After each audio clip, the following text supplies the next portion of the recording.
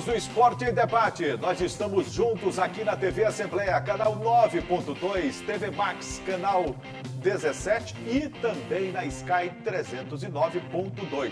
A partir de agora, o esporte em dimensão maior na sua televisão. E no programa de hoje você vai ver: Grêmio vence o Sampaio Corrêa em Porto Alegre. Diego Souza decidiu para os gaúchos com 2 gols, mas também com aquela moleza do Sampaio, hein? Tocantinópolis derrota o Mota em pleno Nilzinho Santos e alcança a vice-liderança da Série D. Juventude Samba surpreende o Pacajus pela 4ª divisão. Fernando marcou o gol da vitória do Poraquê nos acréscimos. Você vai ver ainda tudo sobre a preparação do Sampaio Basquete para a disputa dos playoffs da LBF. E mais, uma entrevista exclusiva com Sandor Fex, coordenador dos Jogos Escolares Ludovicenses 2022. Tudo isso e muito mais no Esporte em Debate de hoje, que já está no ar. Começamos o Esporte em Debate destacando os GELs, Jogos Escolares Ludovicenses 2022, que voltaram a ser realizados na ilha de São Luís. Preparativos para os Jogos Escolares Maranhenses, a etapa principal do GEMES. A repórter Márcia Carvalho conversou com o coordenador geral dos GELs, o professor Sandor Fex. Vamos dar uma olhada? Para falar sobre o assunto, eu estou aqui com o Sandor Fex, que é o coordenador. Sandor, me conta, começou dia 20 de maio a abertura desses Jogos Escolares, que é a primeira vez que acontece aqui na capital maranhense. Como é que está essa programação? Olha, era um desejo muito antigo da prefeitura de realizar seus próprios jogos, né? Até porque faz parte do cumprimento do Regulamento Geral dos Jogos Escolares Maranhenses, organizado pela Secretaria de Estado do Esporte. Então, São Luís iniciou a sua tarefa no dia 20 de maio, com a abertura dos jogos no ginásio Costa Rodrigues, e em sequência iniciou seus jogos. São 16 modalidades esportivas, nos 2 naipes, masculino e feminino, 2 categorias, infantil e infanto, e aproximadamente quase 4.000 estudantes, tanto da rede pública, municipal e estadual, e a rede particular e as 2 escolas federais que nós temos aqui em São Luís. Então, é uma grande festa. Depois de quase 2 anos, nós afastados da esquadra, a prefeitura realizou um bom trabalho durante a campanha de vacinação e agora nos deu a segurança de retornar com esses atletas jovens escolares à prática do esporte dentro da escola. Eu li que são 57, cerca de 57 instituições, você falou mais de 4.000 estudantes envolvidos, e nessa primeira etapa é a categoria infantil, que vai de qual idade a qual idade? Como é que está essa competição? Que dia que encerra essa categoria? Olha, na verdade, as 2 categorias englobam estudantes de 12 a 14 anos, que a gente chama de infantil, e a categoria de 15 a 17, que é infanto, né? Então, tanto da rede pública, municipal e estadual, o ensino privado, as escolas particulares e o IFMA, que é a instituição federal. Então, a gente, se Deus quiser, e está transcorrendo tudo tranquilo, a gente está fazendo um encerramento no dia 26 de junho e logo em seguida, no dia 30, a gente fará a premiação de todos esses vencedores, para essa turma classificada passar para outra etapa dos jogos, que já é por conta do governo do estado.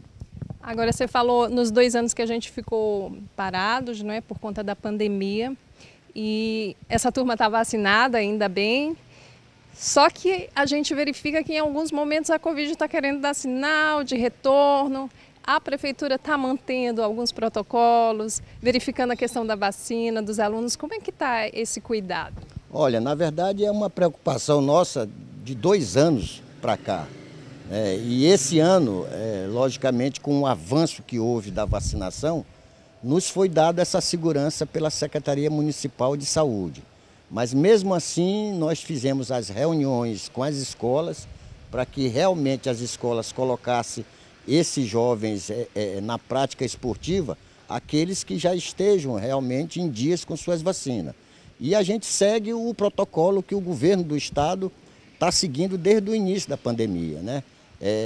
O distanciamento, evitando, tanto é que os jogos estão sendo realizados aos finais de semana que é para exatamente fugir daquela aglomeração nos ginásios, porque durante a semana os alunos estão nas escolas, fica muito mais fácil deles comparecerem às praças esportivas e, logicamente, todo o procedimento que o protocolo nos oferece. A gente oferecendo o álcool na entrada, acabou o jogo, todos têm que ir para casa para não ficar aglomerando. O uso de máscara, eles só tiram a máscara na hora do jogo, né, quando entra a quadra. Então, graças a Deus, está tudo transcorrendo dentro da normalidade. E, logicamente, a preocupação não se afasta da gente em relação a isso. A gente observa que os casos estão aumentando, nós já estamos aí com outro tipo de vírus aí, que é a varíola, né, que está também se aproximando do nosso país. Então, a preocupação em relação a isso, a gente não pode deixar de ter. Mas a gente está observando e, até o momento, tudo está transcorrendo dentro da normalidade. Então, São Luís está em festa. A gente está vivendo o São João e também esse momento super importante para o esporte. O público pode ir, é aberto ao público. Sem dúvida alguma. A gente observa a felicidade que está tendo essa juventude, né? Que há 2 anos não estava tendo acesso a essa prática esportiva. São jovens essa primeira categoria de 12 a 14 anos, são estudantes que há 2 anos atrás não tinham 12 anos, né? E passaram 12 anos sem essa prática. Então a gente observa, tanto na abertura como houve o comparecimento em massa dos estudantes ao Costa Rodrigues, a gente está observando isso nos finais de semana. E nos causa aquela preocupação de não querer que realmente tenha aglomeração. Então a gente prefere os ginásios abertos, né, o Parque do Bom Menino, que são ginásios, são praças esportivas que não se fecha, como é o caso do Costa Rodrigues. Nós estamos evitando esse tipo de ginásio para exatamente oferecer um espaço mais ventilado, um espaço que não cause tanto aquele abafamento, muita gente no mesmo local, gritando, torcendo pela sua escola. Então, o Parque do Bom Menino é uma das praças, a piscina do Colégio IEMA, que tanto ao ar livre. Então, são esses espaços que nós estamos buscando para que seja desenvolvido os Jogos Escolares de São Luís. Até o dia 26 de junho. Sandor, muito obrigada pela participação aqui no Esporte em Debate. Boa sorte, parabéns pela iniciativa. Márcia Carvalho para o Esporte em Debate. Bem legal essa reportagem da Márcia Carvalho. Então, ao lado do Gregório Dantas, tudo bem, Greg? Beleza, Juninho. Final de semana tranquilo? Foi nos arraiais da cidade? Ah, fui sim, principalmente no arraial aqui, né, da Casa do Povo, né, Juninho? Casa do Povo, né, isso. Especialista. Você viu o Gleidson lá atuando e tal? Ah, ele dançou muito lá, Gleidson. O Jânio também teve uma participação no Cacuriá, de Dona Teté. Ele é bom porque ele é muito disputado nessas brincadeiras. E Jânio é muito né? espontâneo também, ele é um cara muito aberto. Além assim, de alegre. Um cara gentil, né? É, gentil. Ô Greg, em relação aos GELs, né? Voltou Sim. a ser realizado este ano. Isso. É uma grande prévia dos Jogos Escolares Maranhenses. Exatamente. A nível de São Luís, né? Dessa ilha que é uma Sim. ilha que traz, sem sombra de dúvidas, a participação do esporte em diversas modalidades e que há muito tempo estava adormecida, né? Verdade. A gente até falou isso aqui algumas vezes, Juninho, que já estava há algum tempo sem a realização dos Jogos Escolares do Ludovicense, né? Isso. Os GEMES, a gente teve uma paralisação por conta da pandemia da Covid-19, né? Então tivemos essa parada nos anos de 20 e 21, né, dos GEMES. O GEL já faz algum tempinho que não acontecia, né? Tem algumas coisas interessantes da entrevista que você pode acompanhar aí, da Márcia Carvalho com o professor Sandor Fex, que nesse momento está fazendo a coordenação dos GELs, né? E já foi coordenador geral dos GEMES também. Ele tem muita experiência. E também né? técnico de futebol profissional, né, Juninho? Tem que se lembrar isso. Professor de educação física de colégio. Esporte amador, diversas modalidades. Sim. E um dos grandes entusiastas dos Jogos Escolares. Ele tem uma experiência a nível de Estado, né? Exatamente. E que agora empresta seus conhecimentos estando num cargo importante dentro da Secretaria Municipal de Desportos e Lazer. O que é interessante, até porque o que a gente está falando aqui, que há algum tempo não tinha realização dos GELs. Então, renasceu, né? Voltou das cinzas os GELs. Tem uns números importantes, Jurinho, que a gente tem que destacar. Os jogos foram lançados no dia 20 de maio, né? Teve a abertura oficial dos Jogos Escolares Ludovicense. Neste ano de 2022, tivemos 57 instituições de ensino participando. Um número considerável. Bem legal, um número expressivo, né? Entre elas foram 20 escolas da rede pública municipal, uma da rede pública federal e 36 da rede privada. Ou seja, um número bem expressivo, bem interessante, né, disputando essas competições. Ou seja, a adesão foi muito boa, né? Isso. E as categorias foram divididas entre a infantil e a infanto, né? Foram jogos sempre disputados nos finais de semana. Até o Sandor falou aí para a Márcia Carvalho, nosso telespectadora pôde acompanhar, que houve essa escolha de disputar os jogos nos finais de semana para tentar evitar aglomerações, né? Porque você sabe quando os jogos eram disputados durante a semana, público, né? O pessoal que está na escola ia para o ginásio, lotava. Então, pensando ainda um pouco no combate à Covid-19, né? Para evitar as aglomerações, os jogos foram escolhidos que as disputas acontecessem nos finais de semana. E é bem melhor, porque dá para estudar na semana e no final de semana praticar esporte. Exatamente. Né? Você não vai ter que escolher uma ou outra situação, ou pelo menos atrapalhar a programação de conteúdo, de aprendizado, conhecimento, né? Exatamente. E também teve, o Sandor também frisou, a escolha por os ginásios abertos, como o caso do estádio do ginásio do Parque do Bom Menino, né? Que é aberto e tal, e evitando que fossem utilizados ginásios fechados. Aquele ginásio é o ginásio João Santos. Isso, e evitando ginásios fechados, como é o caso do Costa Rodrigues, né? Justamente por conta da pandemia da Covid-19, que ainda vivemos. A gente sabe que alguns casos começaram a reaparecer também devido ao período de chuvas, né? Então, aconteceu isso. Só para deixar claro, Jurinha, os Jogos Escolares Ludovicense já encerraram, né, no dia 19 de junho, né, na categoria infanto, que foi a última que terminou, e estão já com as definições das equipes, dos times que vão disputar os Jogos Escolares Maranhenses, os Gêmeos, que já tem data, a abertura oficial está marcada já dos Gêmeos, para o dia 30 de julho. 30 de julho será disputado os Jogos Escolares Maranhenses, a abertura. 30 do mês que vem. Isso, para começar a abertura, e aí no mês de agosto tem a disputa dos Jogos Escolares Maranhenses. Então, a primeira etapa, o primeiro passo já foi dado. Que legal, boa sorte e sucesso, né, Greg? Isso. Depois do intervalo, o destaque para o basquetebol. O Sampaio Corrêa Basquete se prepara para a disputa dos playoffs da Liga de Basquetebol Feminino, a LBF. Os detalhes, segura aí que daqui a pouco a gente volta.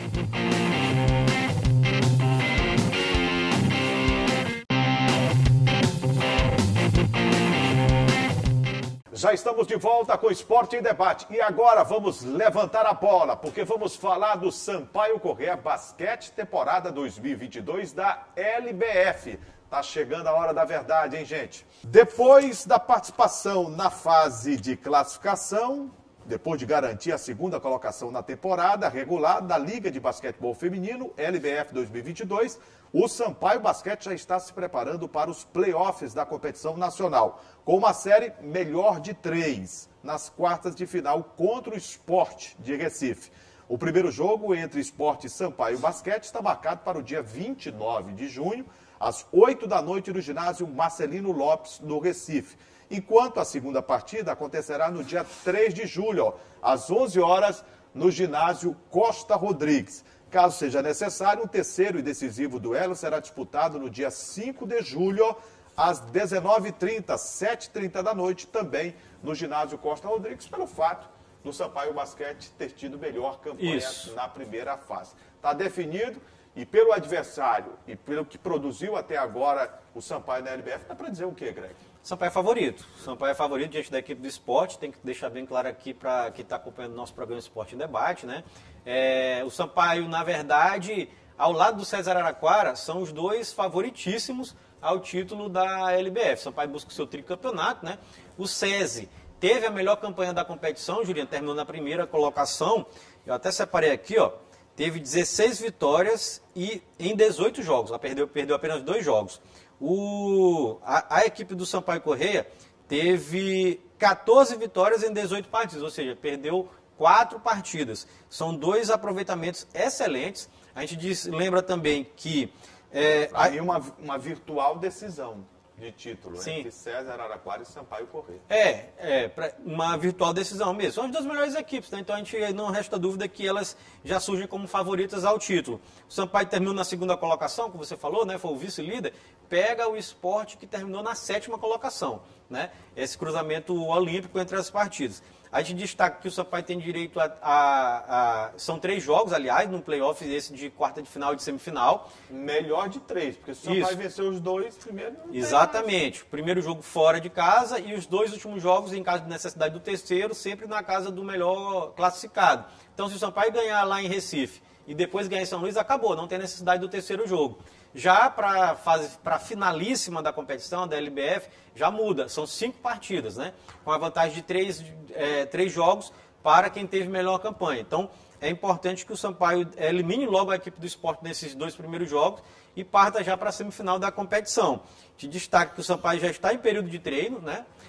Visando essa partida, que acontece no dia 29, lá em Recife, como você já lembrou, né, Juliano? 29 e 8 horas da noite em Recife, e aí a partida em São Luís será no dia 3 de julho. Essa aí já está marcado, está certo, 3 de julho, 11 horas da manhã, no ginásio Costa Rodrigues. Lembrando também, Juliano, que na primeira fase... E é bom que o público compareça, porque está na hora da verdade, e o Sampaio precisa do apoio da sua torcida, que sempre foi fantástica. A torcida do Sampaio sempre lotou, quando era a época do Castelinho, lotava o Castelinho, e no ginásio Costa Rodrigues sempre lotou o ginásio Costa Rodrigues também. E na primeira fase é bom destacar que o Sampaio ganhou as 2 do Sport, viu? A primeira em Pernambuco por 77-59 e a segunda aqui por 68-33. Então, elástico, o Sampaio é amplo favorito. Para o jogo, então, né? Isso. Depois do intervalo, o destaque para o Campeonato Brasileiro. Os maranhenses jogaram no final de semana. O Sampaio perdeu na Série B para o Grêmio de Futebol porto-alegrense. O Motoclube mantém a liderança, mas perdeu em casa para o Tocantinópolis. E o Juventude finalmente conquistou uma vitória expressiva e voltou a estar pensando em classificação para a próxima fase da Série D. O detalhe, segura aí que daqui a pouco a gente volta.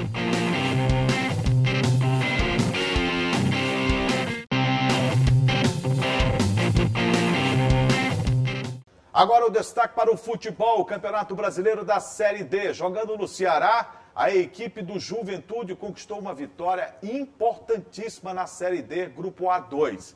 O time do Juventude venceu seu adversário, o Pacajus, pelo placar de 1-0. Ô Greg, vitória das mais importantes e que recoloca no jogo o time do Juventude, né? Verdade, verdade, Jurinha, uma vitória muito importante. O Edson Fernando, foi o nome do craque do jogo, marcou nos acréscimos, decretou a vitória do Juventude fora de casa. Finalzinho, né? Isso, lá no estádio João Ronaldo, lá em Pacajus, no interior do Ceará. O Ronaldão, exato. A vitória, Julinha, foi muito importante para a equipe do Juventude, né? Que recolocou no jogo, você já trouxe bem essa lembrança aqui, ó. Até separei aqui. O Juventude, nesse momento, ficou na 6ª colocação com 13 pontos. Só que o Tocantinópolis tem 16 e é o vice-líder. Ou seja, a diferença do 6º para o 2º é apenas de 3 pontos. Então o Juventude realmente voltou para o jogo. Pode conseguir a classificação para a próxima fase da Série D do Campeonato Brasileiro. Sexto, né? É o 6º. Mas chegou a voltar para o... Não, ele é 6º hoje, momentos, né? Mas está apenas 2 pontos do Pacajus, que é o 4º colocado, e 2 pontos também do Castanhal, que é o 3º colocado. Ou seja, pode acontecer tudo. Tá embolado. Do Juventude para cima, qualquer um pode chegar na próxima fase. Só o Moto que já abriu um pouquinho ali na liderança, né? E acho que não fica muito difícil do Moto ficar fora desse G4. Pela 11ª rodada, Jurinha, só para o nosso torcedor do Juventude aqui entender, no sábado, dia 25, já está marcado, agendado, às 6h30 da tarde, 6h30 da noite, no estádio Ribeirão, lá em Tocantins, teremos Tocantinópolis e Juventude. Então, mais um jogo fora de casa da equipe do Juventude. O Motoclube jogou no estádio municipal Nilzinho Santos. Papão do Norte foi derrotado pela primeira vez jogando em casa na Série D do Campeonato Brasileiro. O líder caiu para o Tocantinópolis, que já havia ganho moto lá no estado do Tocantins. O resultado do jogo foi 2-1. Ô Greg, mas tem algumas coisas interessantes, né? O Moto vinha bem, o Moto vinha com uma escalação que estava dando liga, e aí o Júlio César resolveu modificar. Foi. E no que modificou, o Moto não se encontrou. Não, é assim, tem algumas coisas a falar sobre esse jogo. Primeiro, Jurinho, vamos começar logo da escalação mesmo. Para mim, o Júlio César inventou, né? Não precisava. Até amigos meus motenses ligaram, né, conversando sobre o jogo. Mas assim, não, cara, por que o Júlio César fez isso? Inventou e tal, a modificação do time. Tirou o Camarão do jogo, né, que era o grande destaque da categoria de base do moto, que eu até antecipei aqui para o nosso amigo, nossa amiga que acompanha o programa, já está sendo visto por olheiros do futebol do Sul e Sudeste. Agora que chama de Ronald, viu? Tirou o Camarão, né? É só Ronald, ele pediu para tirar o apelido. Isso, exato. Então o Ronald, né, não foi escalado.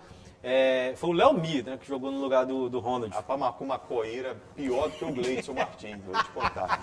É incrível, rapaz. E olha que o Léo Mi é bom jogador, né? Mas o Gleidson também é bom, repórter cinematográfico. Mas ele tem o quê? Uma coíra uma danada. preguiça. É uma preguiça terrível. Entendi. Tá entendendo? O Léo Mi quase parando, viu? Exato. O Ronald, poxa, ele dá uma dinâmica totalmente diferente nesse meio campo do moto. Exatamente. E na lateral esquerda foi a entrada do que jogou no lugar do Carioca.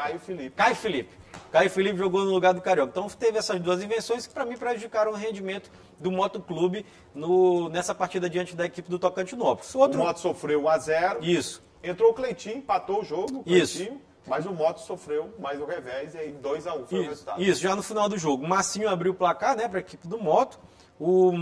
Para a equipe do Tocantinópolis, o Moto empatou com o Cleitinho, que entrou. E no final do jogo, o Bilal marcou o gol da vitória da equipe do Tocantinópolis, né? Acabou 2-1 o jogo. O Moto, aliás, tem uma coisa também que a gente precisa frisar. O presidente Dr. Iglesias tinha uma expectativa, né, de 5 mil pessoas. 5 mil. Disse que tivesse 5 mil pessoas, ele ia anunciar mais contratações de jogadores. Hoje, 2 jogadores. Isso, exato. Só que não deu isso. Não, decepcionante. O público foi menor que o público contra a Tuna. Luz. Exato, foi decepcionante, a gente tem que deixar registrado aqui. Eu separei também aqui os números. Público da partida, pagantes, 2.138, total 2.329 e a renda total foi de R$30.985. Ô Greg, o Moto agora pega o Pacaju no próximo domingo às 5 da tarde no Estádio Municipal de Oswaldo Santos. Exato, próximo tarde, domingo, dia 26, né, próximo jogo, 11ª rodada do campeonato. O Moto tem mais uma oportunidade de aumentar ali a sua gordura, vou chamar assim, né, a diferença ali na liderança do grupo 2 da Série D, tem que se recuperar dessa derrota do Tocantinópolis. Ressaltando, o Moto perdeu as 2 partidas do Tocantinópolis. Perdeu lá e perdeu aqui, né? E agora tem que se recuperar na competição diante justamente do Pacaju, que perdeu da equipe do Juventude. Então é uma boa oportunidade do Júlio César parar de inventar, botar o time que tem que jogar e aí o Moto buscar mais uma vitória em casa. Na Série B do Campeonato Brasileiro, o Sampaio jogou no sábado, pela manhã, na fria Porto Alegre, diante do Grêmio de Futebol Porto Alegrense.